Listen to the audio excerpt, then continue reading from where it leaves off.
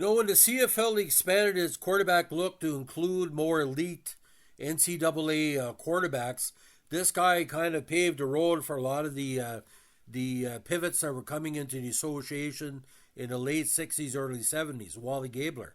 Now, Wally Gabler passed away this week at the age of 80, leaving to mourn his fans from throughout the NFL, especially when he played in Toronto, Winnipeg, and Hamilton.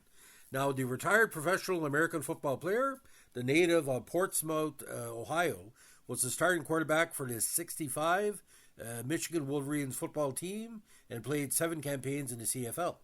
He was a starting QB for the Argos from 66 to 69, the Blue Bombers from 69 to 70, and the Tiger Cats from 70 to 72. In 7 years in the CFL, he passed for 13,080 yards and 61 touchdowns. Now, born in Portsmouth and attended Kimball High School in Royal Oak, Michigan. He attended the New Mexico Military Institute after graduating from high school with hopes of qualifying for the U.S. Naval Academy the following year.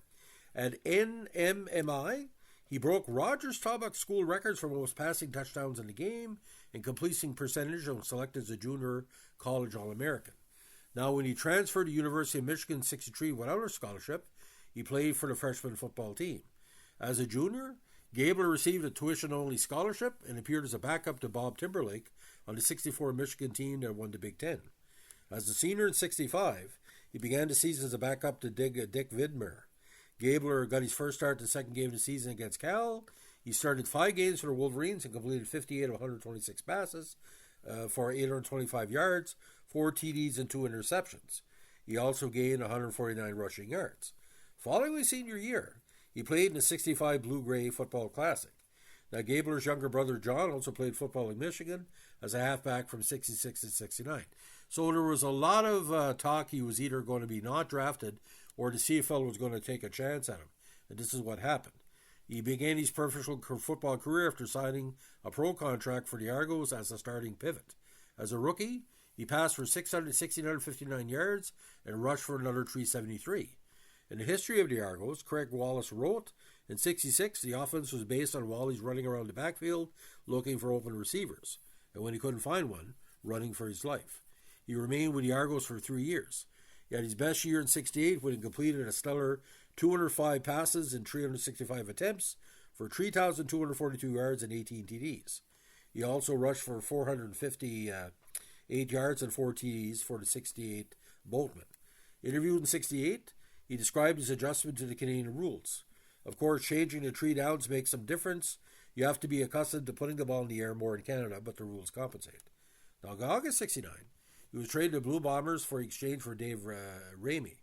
He gained 2,288 passing yards for the Blue Bombers in 69. During the 70 season, he found himself back in the CFL East when he was traded to the Hamilton Tiger Cats. He passed for 1,908 yards for the Tiger Cats in 1970. He also led the team to the Eastern regular season title in 1970. In November of 70, CP published a feature story about Gabler's role in leading the Tiger Cats. The article described Gabler as scholarly and soft-spoken and noted, Wally's shoulders will be carrying the lion's share of the load Sunday when he directs the Tiger Cats in the first game of the Eastern Football Conference Final against the Alouettes.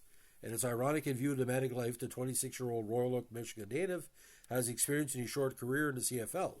Arriving in late September to fill in the quarterback for injured Joe Zuger, he quickly picked up the intricate Hamilton offense.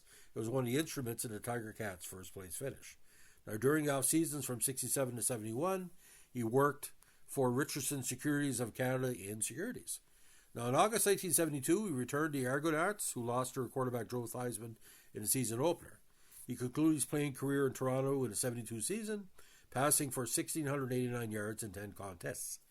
Now, in 7 years in the CFL, he completed 8,408 of 1,690 passes for 13,080 yards, 61 TDs, and 118 interceptions, mostly due to his scrambling, of course.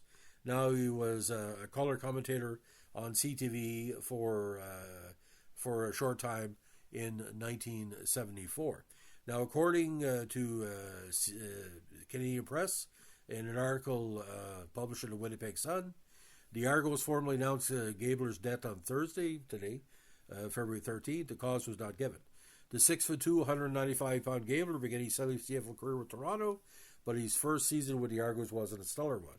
He only passed for 49% of his passes for 1,659 yards and threw to twice as many as interceptions at TEDs, 14-6. He was sacked, unfortunately, 34 times.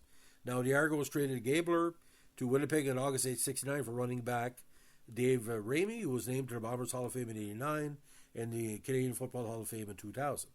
His stay in Winnipeg was short, and he ended up dealing him to the Tiger Cats during the 70 campaign. The career numbers bear out that the fact he ranks 8th all-time in passing yards with Toronto with 8,410 and 10th in career TD strikes with 41. Now, you again had 450 yards in his first season with Toronto. Now, the Staubach numbers are quite interesting as well because a lot of people felt he had that cerebral style that a lot of players from Michigan could bring to the CFL game. A very smart cat.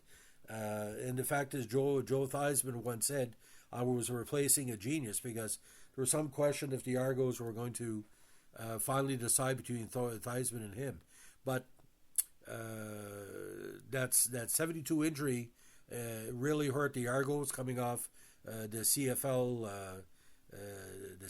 years. Now, he was also an All-Star in 73, so it was him and Theismann.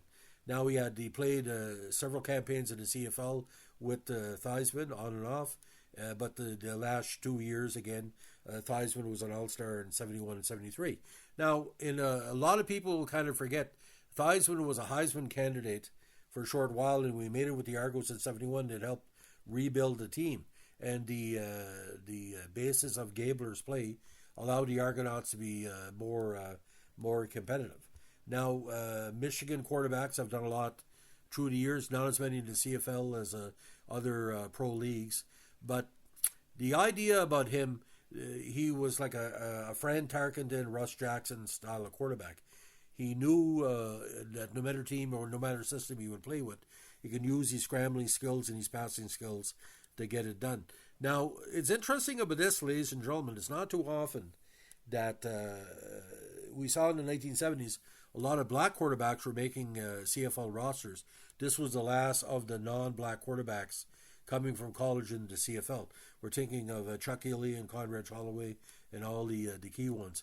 But I know for a fact when the Argos loved him, and they always going to have a soft spot in their hearts for the great college quarterbacks like him and Theismann who would come in and make the Canadian game better, because those type of quarterbacks fit the CFL game. And Michigan had a certain offense that is very comparable to the CFL. So he will be greatly missed, ladies and gentlemen. If you're an Argo fan, you have my condolences today. And the idea about him, like I said, Wally was for the fans. And that showed in every game he played. So, ladies and gentlemen, if you like what you're doing with our Toronto Argonauts Tribute podcast, let us know with a like, comment, subscribe, or share.